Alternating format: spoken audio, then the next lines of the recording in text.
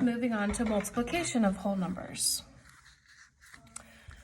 The numbers that you multiply together are called factors, and the answer to a multiplication problem is called the product.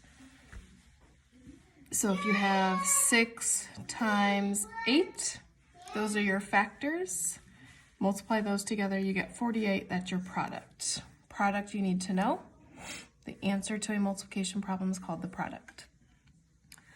Okay, some properties that are mentioned in the chapter. This is just for your knowledge, maybe for future classes you might need to know this, but this class you do not.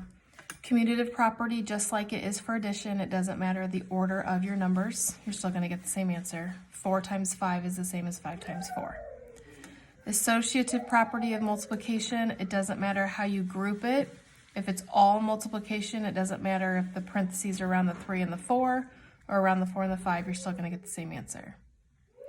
Multiplication property of 0, anything times 0 is 0. Multiplication property of 1, anything times 1 is that number. This one we will be using when we get into algebra.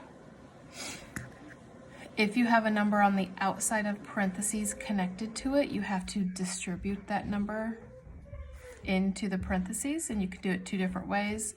In this case, you can add the 3 and the 5 together and get 8, or you can take the 2 times the 3 and then the 2 times the 5 and add your answers together.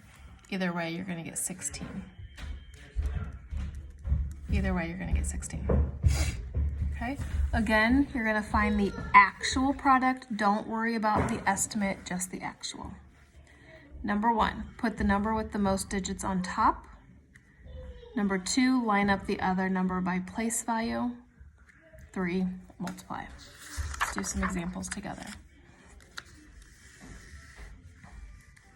Okay, put the number with the most digits on top. Well, this one has the same amount of digits, so it does not matter which one goes on top. You're still going to get the same answer if you do it correctly.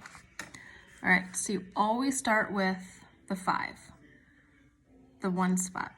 5 times 6 is 30. 0 down, 3 up. 5 times 3 is 15. 15 plus 3 is 18. Okay, the 5 is done.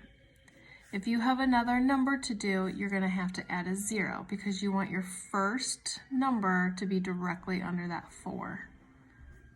So 4 times 6 is 24. 4 down, 2 up. 4 times 3 is 12. Plus 2 is 14. When you're out of numbers to multiply, you add 0, 12, 6, and 1.